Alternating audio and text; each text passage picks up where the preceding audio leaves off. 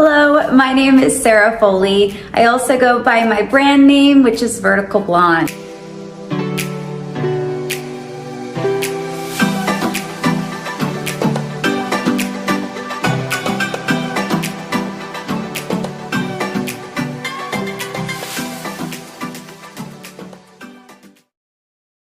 Yeah, let's go.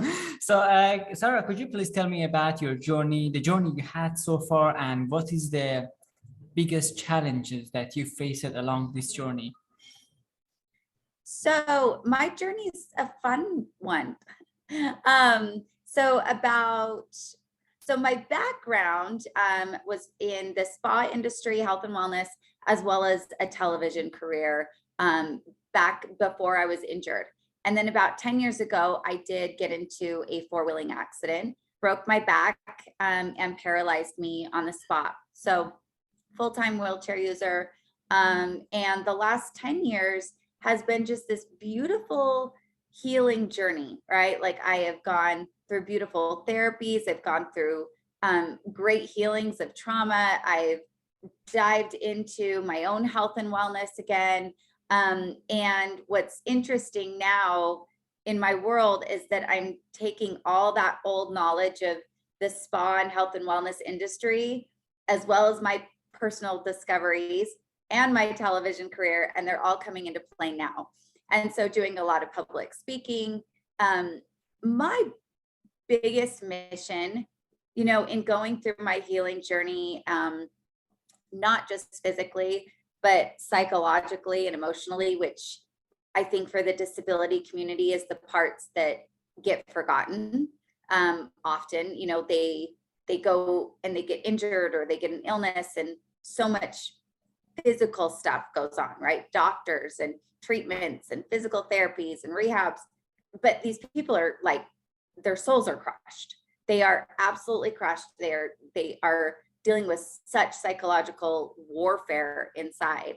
And so in going through that for myself, I realized that was kind of my thing. And that's what really got me up every day of like, how can I help people feel better about themselves, regardless what happens to them? And so it's been interesting because, I've got a big focus on the disability community. And then I do a lot of speaking engagements where I'm the only one with a disability in the entire place. And so I have to make my message relate to those without disabilities. And what I've realized is that we all have something that is disabling us. We all have something that we are trying to overcome. And the process of doing that is universal, right? Like we all have to go through those same steps of healing and the grief and the self-discovery and redefining the story. We all have to go through the exact same thing, no matter what's disabling us. So it's been interesting because I get to do a lot of public speaking, a lot on camera, just a lot of really neat things for people with and without disabilities. And then, my passion, my mission of redefining it for those with disabilities keeps evolving and keeps getting more and more chiseled and refined. It started as just fitness. I just did physical fitness training for them for wheelchair users. It was just females, just female wheelchair users. And now it's morphed and we do a lot of mindset. We do a lot of healing. We do a lot of personal development. And then they start to feel so good about themselves that they say, now I want to start a business of my own. Now I want to go to the next level. So now it's kind of like growing with those clients. So it's been a really neat journey so far. Wow, that's amazing. That's an exciting journey, actually. So, Yeah. yeah, you mentioned that the psychological war, every people going through something and there is psychological war. How do you stay mentally strong when facing adversity, when facing challenges? How do you stay strong? It is a constant, never ending, like the minute that you say I'm good, something else comes in, right? Like you have to almost like look at it as I will never be done. I'll never be to a place where I'm done or I'm better, or it's just that we reach new levels. And so as I personally go through it, there's routines that are in place. It all starts with self-awareness, right? It all starts with this ownership of I am in control of how I'm experiencing my life. That is what I have control over. And so I come back to that over and over and over again. It's like, this sucks. Well, does it? Or am I just seeing it that way? How do I need to take ownership of that? So for me, there's this awareness that it never ends. There's this awareness that it's in my control how I'm experiencing it. And I think the most beautiful part is once you become a teacher of it, you put a new standard on yourself to live it, right? So now that I teach it, now that I'm a voice for it, it puts me, it just gives me a different level of accountability. Like I need to stay in this, even on the days when I don't feel like it, even on the days when I feel like I'm good, or I kind of want to revert back to like old ways and old habits and old, just ways of handling things, which we do. And then you got to give yourself grace each time you do. And you say, okay, what did I learn? How can I move forward? So I feel like it's this constant optimism, always knowing that there's always another way to look at things. So. Okay, that's very interesting. So, mindset play a major role in when facing adversity, and you want to adapt, you want to go to the next level. What personally yourself helped you to develop that mindset, develop the mindset that shaped the character that who you are essentially? What is the practices? What is the specific activities that helped you? For me, it was kind of this twofold. So I'm a firm believer in therapy. I have a beautiful therapist. She's incredible. She practices a therapy called IFS. So it's internal family system. So it's kind of like our internal family system up here. Not necessarily like the family we live with. And so therapy really helped me to heal what was in the past. And then having a life coach is really what helped me gain control of the future. So having both of those in place at all times, and that's a big one of like, when you feel like you're good, I can stop with the therapy for a while or stop with the life coaching. That's what you kind of realize is like this constant thing that you have to have in place. It's kind of your bookends, right? Like you have to always be able to heal that past, because there's layers, man. Like our pasts all have layers that continually surface. And then having that life coach for me, I can't be a good coach unless I have a coach of my own. I think that's really important. There's a lot of coaches out there trying to be coaches, and they won't invest to get a coach of their own. And you're like, it doesn't really work very well. So those are really big for me. And I think that we are what we consume. I think that we are what we consume. So what am I watching? What am I listening to? What are the conversations am I having? Oh, 1 minute. My little boy just popped in. Come on, bud. Just 2 seconds. Is that okay? Yeah, sure. Yeah, sure. Yeah, no worries.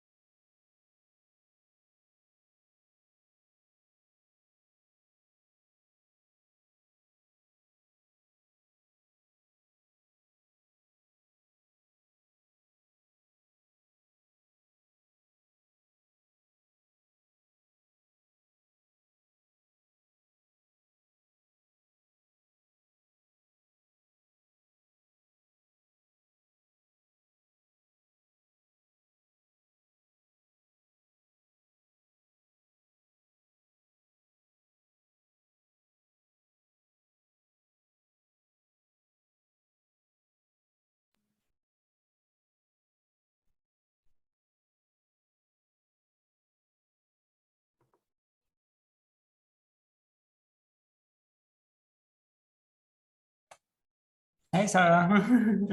Thank you so much for that. No My worries. little boy is on his way to tennis and he had to grab That's something. good. Such a cute dog. What is her or his name? Say that again.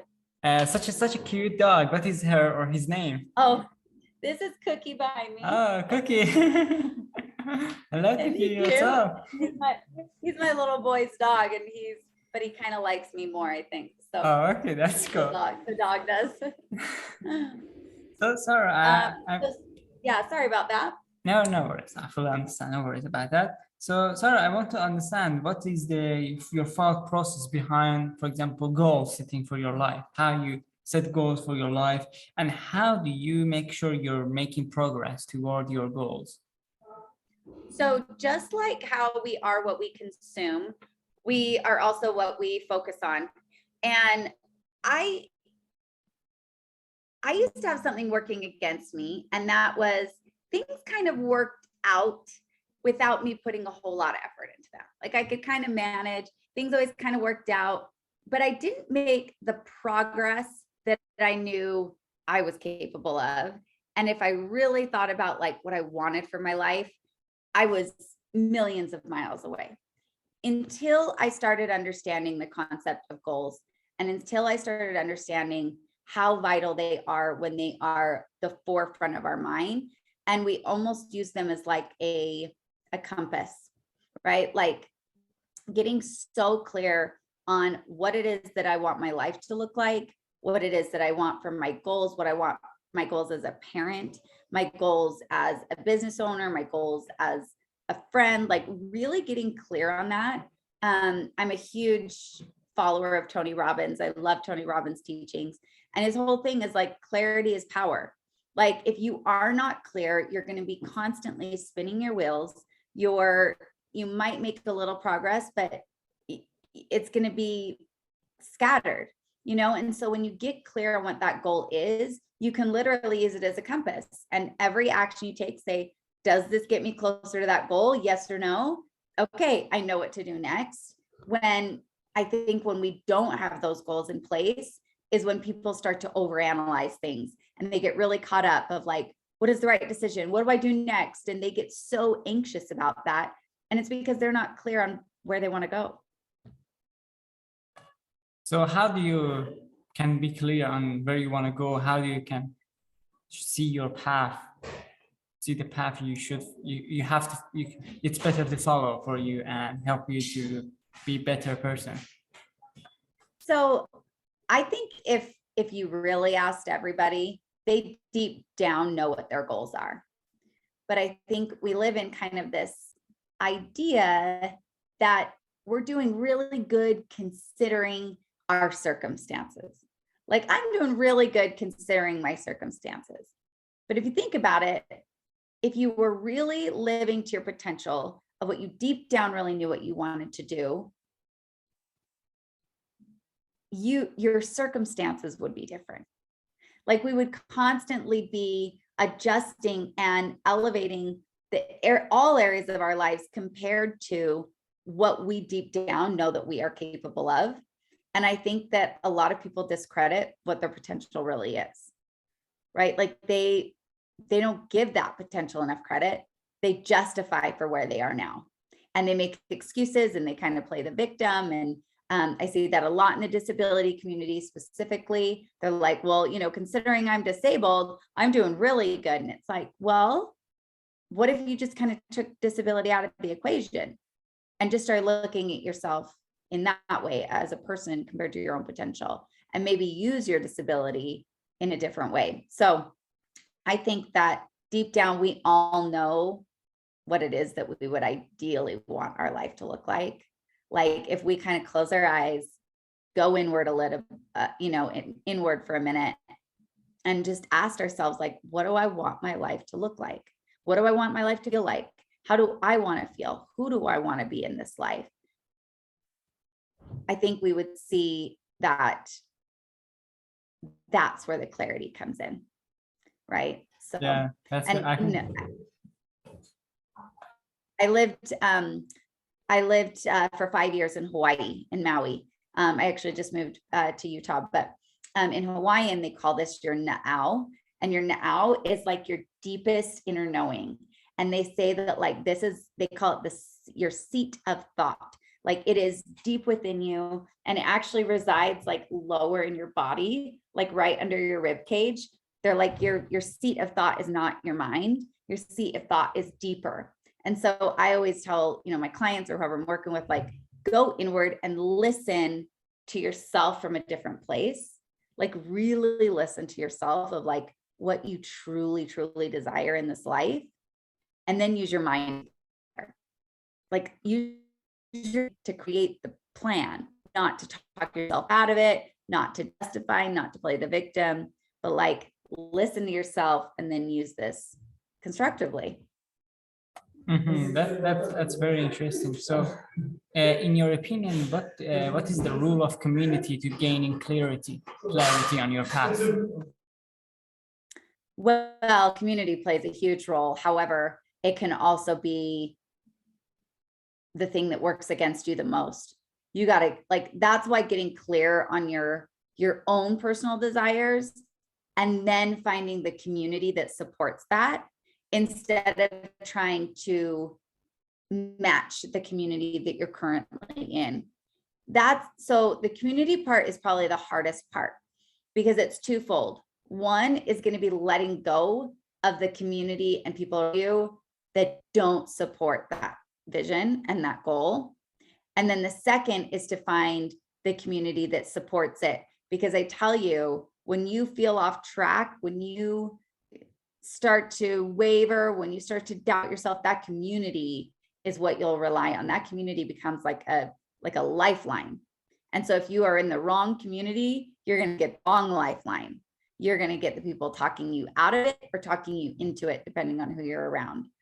And I found that out big time when, so I've got a program called Disability Icon. It's a transformation program. It's for people with disabilities that really want to redefine their lives. They really want to get empowered in their lives. And, a lot of the girls would be like, man, like the community is what keeps me coming back every week. I'm getting amazing knowledge and yes, I'm changing my life. But like, if it wasn't for the community, I wouldn't come back each week. Or there'd be weeks I miss and so forth. So that's very awesome. So how do you find the right community, the supportive people that support you to get clarity on your path, reach your goals and all of that? Well, I think once you're clear on what your goals are, finding the community is actually the easy part. It's allowing yourself to connect with them and open up and get vulnerable. And, that's the hard part. It's more the internal than finding the community. I mean, with social media today, all you have to do is like a quick Google search or, a hashtag search of like whatever community you're looking for. You're looking for a sober community. You're looking for a parenting community. You're looking for, a disability community. Like there's communities galore. That's the part. But the hard part is taking the steps to get involved with the community, right? Like don't just sign and then be like a fly on the wall, but like get involved. And so I think the hard part is more internal. The easy part is finding the community. Interesting. So for example, is there any specific methods or practice activity that you do that really helped you to know where you're going and have a clear goal, have a clear path, be motivated every day?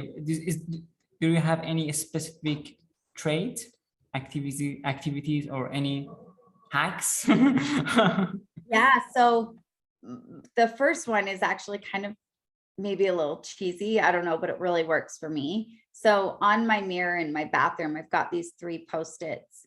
And for me, the process of getting ready in the morning is a ritual. It is a habit and it is intentional.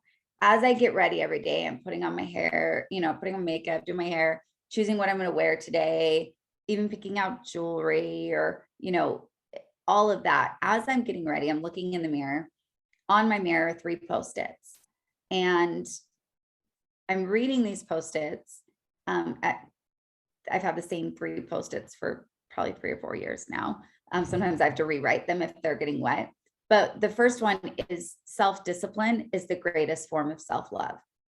Motivation is gonna come and go. Inspiration comes and goes.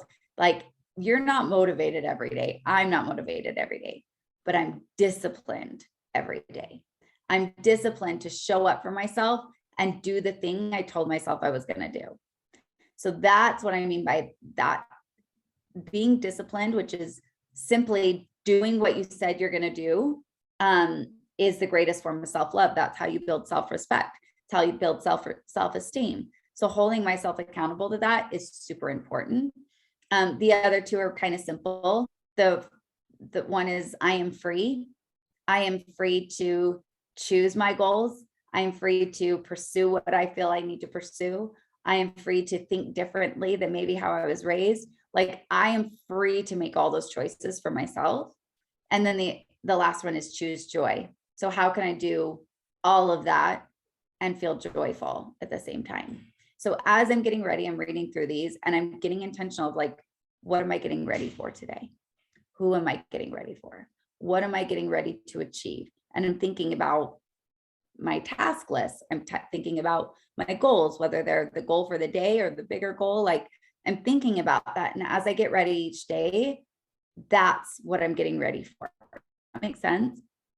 So, yeah, especially discipline. it's, yeah, exactly. I mean, I used to always think like, God, I'm so, unmotivated someday. Yeah, we all are. Like, motivation comes and goes. Yeah, it really works for me. I get more of my trying to think of great ideas. I get my best ideas when I'm moving my body. So I get my best ideas when I'm in the gym, when I'm working out, when I'm going for a walk with my son. Like, I get the best ideas when I'm moving. So reminding myself to move my body. That's amazing, especially self-discipline. I found it very, very important if you want to essentially make any progress in your life, right? Yeah. So, mhm. Tell me about your business, Vertical Blonde. Well, how did you start it and what you do? Who's your main customer or anything about that? I want to know more. Vertical Blonde has ebbed and flowed and pivoted and made all kind of really cool changes over the years. So Vertical Blonde is actually kind of a hack too. And I'll get to that in a second. So about 5-6 years ago now, when I had first moved to Hawaii, all my friends and family wanted to know how things were going. I really was, at that point, I was 5 years injured. So I was still in this belief that like I could get my body walking again. Like, I was really going to different therapies and thought that Hawaii, what it had, could help. And so as I got there, I needed to start, I wanted to start a blog to keep friends and family in the know of what I was doing. And that was when I was very first starting on personal development. And I realized that words have power. What we call ourselves has power. So I started calling myself Vertical Blonde. I was like, if I want to stand up and walk again, I'm going to call myself Vertical every day. I am vertical. I am Vertical Blonde. Like, it kind of just became this like cheesy little thing I did for myself. And then something happened. I did become this like next level version of myself. I started having this like vertical mindset. Like, everything was focused on like elevating my life, elevating my body, elevating my mindset, elevating my family, elevating. Like, everything was about like raising standards. And so I kind of call Vertical Blonde like my alter ego. Like, she's super like confident and assertive, and like when Sarah is scared, like Vertical Blonde just takes over the show. So she's kind of become like this alter ego of sorts. But our words do have so much power. Like, what we call ourselves every single day, like, has so much power. Even my little boy right now, he's kind of, he's struggling with a few things, and he'll say like, God, I'm so stupid. And I'm like, no. And like, your words have power. Like, what else can we call ourselves? And so, so that's how the name started. And it started as a blog, started as inspiration. And then that's when my personal transformation took place. So I got a personal trainer. My body radically changed. So when I got a therapist, my traumas changed, got a life coach, my goals changed, everything changed in my life. And I had this massive transformation. And people started seeing that, specifically females in wheelchairs. And I started getting all these messages from girls in wheelchairs saying, how'd you do it? How'd you lose the weight? How are you happy? How are you living so well? And I'm struggling so much. And our situation is the same. So I told my personal trainer, I said, we got a business. I said, we got to offer this as like an online thing. So we started this program called Disability Icon. He was the personal trainer. I was sort of the head cheerleader. Like I didn't have any qualifications at that time, but I kind of brought them in and we worked together and we formed this community and it started growing and growing. And so and then after a few months, my trainer, he was going on to do some other things. Him and I are still really good friends. He's like my brother, but I got certified as a personal trainer. I started getting certified as a life coach. So I got all the qualifications I need to just take over. And so Disability Icon, it started as just a fitness program. And now it is this 8-week full transformation, body, mind, soul, relationships, even your money mindset, like all of this changing. So you could be independent, confident, capable, joyful, all the things, fit, all the things that I was able to become. And I'm really excited actually that we're talking at this stage because I tweaked it a little bit more. And so it's being relaunched, the Disability Icon program, in September. And so it'll be anyone with a disability, male or female, where I used to only work with females, now it's both. And we're gonna go through 8 weeks together, 8 weeks of full transformation, live coaching. It's all virtual, so people could be anywhere in the world. And I've got a fitness app that they get to plug in and do workouts from. We'll meet every single week through live videos. They'll have, assignments and things that they work on in their own lives to just radically redefine their life with a disability. And I called it Disability Icon because I like the word icon. I think that people that are icons, they're doing things a little different, right? They're changing the story, they're changing the narrative. They are doing things in a way that most people wouldn't resonate with until they see it, and then they want part of it. So these are the people that are redefining life with a disability. So I'm excited because it relaunches in September, and I'm only going to do the 8-week program twice a year, once in the fall and once in the spring. Wow, that's very impressive. Yeah. So, and the community part, as you had asked about community, that's going to be a huge part of it. Mm-hmm. And what I'd love is that, every round that we do, we get more and more people, and then the community builds, right? It doesn't just stop at the 8 weeks, but they go on to build and build and build and start to work together and collaborate. And, how can we, redefine disability together instead of working solo? How can we, make this as a community? So even after this session of the 8-week session, this community will continue to grow and doing activity together, helping each other. Absolutely. A true supportive community, right? Yeah. That's awesome. That's very great. So Sarah, if you wanted to just one advice to people with disability or people in general who are going through very big challenges, what that advice would be? Just one.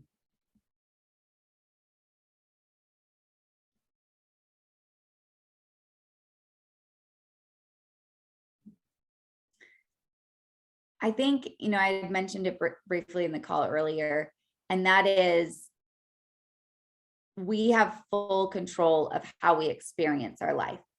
And I love the word experience because you and I could go through the exact same circumstance and we will experience it completely different. And I don't think people realize enough how much that experience is actually in their control, right? How they look at things, the story they tell themselves, all of it, our experience, we have full control. And when we take that ownership of taking control of our experience is when we start to be able to dictate the rest of our life. So how we experience our life is up to us and in our control. Awesome. That's amazing advice, taking ownership of your circumstances instead of making excuse out of it. Yeah, that's very helpful for many people, especially people who are going through big challenges, whatever it's a disability or anything else, everyone going through something. That's very good advice. Any other thoughts, advice, suggestion, anything you want to share? That's the time. No, I appreciate this time. I'm curious what you are doing with this information. And I'm also curious about, is it the Maslow app or like, I'd love to, I know we only blocked for half an hour. I'm open right now, but I'd love to understand, what is this? Is it an app or like, what is it that you do? Okay, so the first question is, I use this interview as a social media content for social media, Instagram and Facebook. You will be tagged, you mention it, everything, Awesome. and your business, everything you will be mentioning. This is just educational content for our community, so they get inspired. This will help them to, face challenges better and become better, smarter, and everything. So the Maslow app is a software platform that helps people with disability to manage all of their care and rehab in one place. For example, recommendation from your therapist, exercises from your therapist. Instead of writing on a paper or a spreadsheet, you can have it in one app and just be organized in your care and rehab. And also, we are now actually we just launched it we are just available on Australia. So Australia have a very complex healthcare system. They have support workers, family caregivers, therapists, and it's very hard to manage all of this information and manage all of these tasks as an individual. So we, as a Maslow, as a software platform, help these people to organize exercises they get from the therapies and also communicate it effectively with their support worker or people who take care of them. And so is it available in the US then now?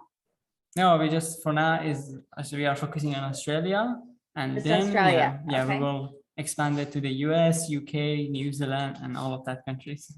So stay tuned. So how's it going so far? I mean, you said it's just kind of launched. Like, how's the feedback? Are people liking it? Like, how are people doing with it?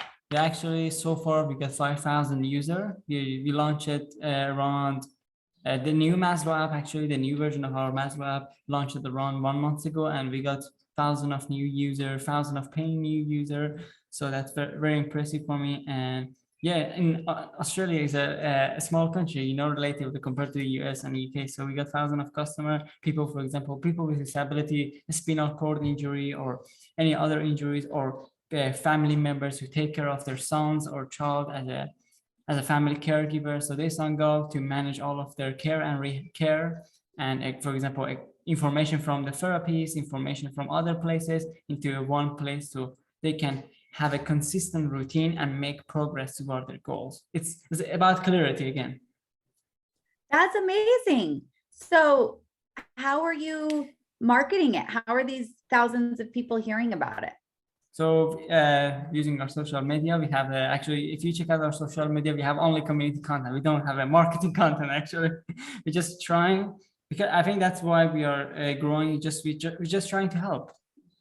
That's the goal. We don't tending to push everyone to, for example, buy this, definitely buy this. We're just trying to help. This is an application that will help you. If you want it, you can sign up.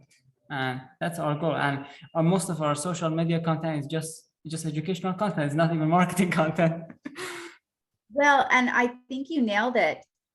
You're trying to educate and help. And when people don't feel pushed on, they get more intrigued, right? And even me, I was like, what is this app? This is amazing, and so yeah, I think you're nailing it. That's fantastic. Awesome.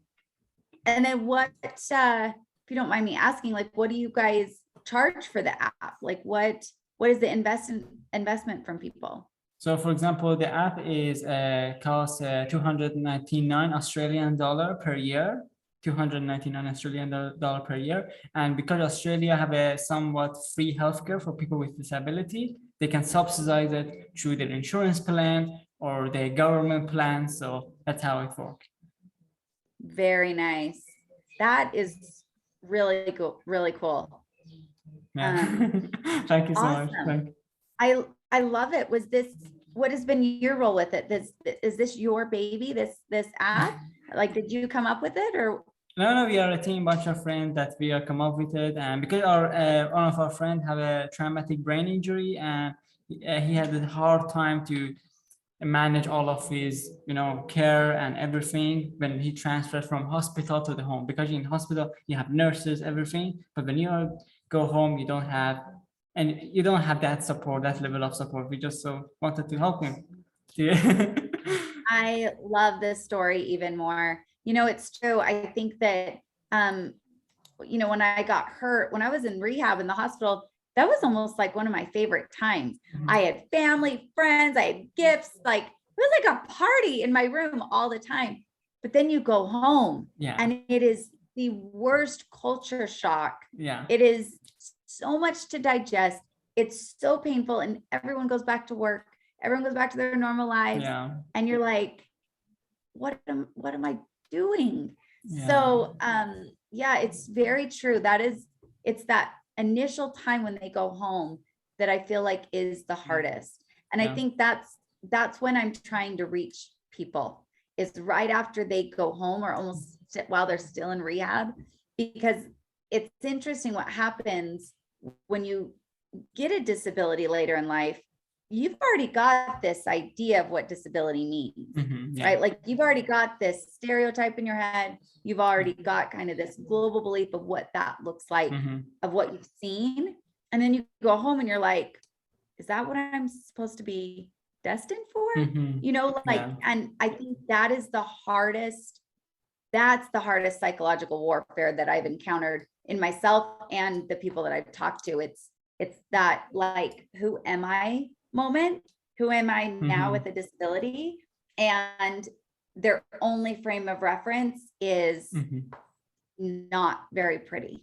That's what I'm very admire your work as at Vertical Blonde, because you're also doing you're helping your community. You give them tools, the right tools, right practice, the right tool, and also you give them community, which is very important when they're transferring from hospital to the home. So I really appreciate actually you are doing for disability community. That's what we need in this space, and that's help people to become better person. And when we help others, the community becomes stronger. This community. Yeah, so true, so true. Well, Gal, I've really enjoyed this, and please, if there is anything I can do to help spread the word of the app, or any insights that you may need, or research, or anything, please let me know.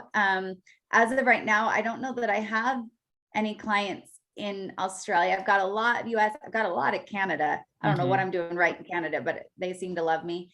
And then I've got like a couple girls, I've got a girl in Poland, a girl in Sweden. Wow, so awesome. They are getting further, but please, if there's anything I can do to help, I love what you're doing, and I love the story behind it. So I do also love what you're doing at Vertical Blonde. By the way, do I have this permission to use this interview as a content in our social media? Oh yeah. With your name, with your company, everything you mentioned it. So no worries about that. Absolutely. I love it. Thank you. Okay, thank you so much. And that was a great conversation. One of my best conversation actually so far. Oh, good. Yeah. I'm so happy. So yeah, thank you and I really appreciate that. That means a lot. And I think this would be a very valuable content for the disability community. Thank you for your time and your valuable advice. That was great. I really appreciate it. You know what? Just a thought. Would you be open to sending this to me, and I can post like the full length on my YouTube. And then that way it'll give you guys that exposure as well. Yeah, sure, of course. I will send it right away after this finishes, that's recorded finishes. Of course, no worries. Great. That's awesome. That'll be fantastic. I Yeah, appreciate that. sure. Okay, thank you for your Good. time, attention, and thank you for all of the valuable advices and taking this time You're to talk so with welcome. me. You're so welcome. Send my love to the team and your friend as well. Okay, okay. Thank you. Bye bye. Bye-bye. Have a nice day. You too.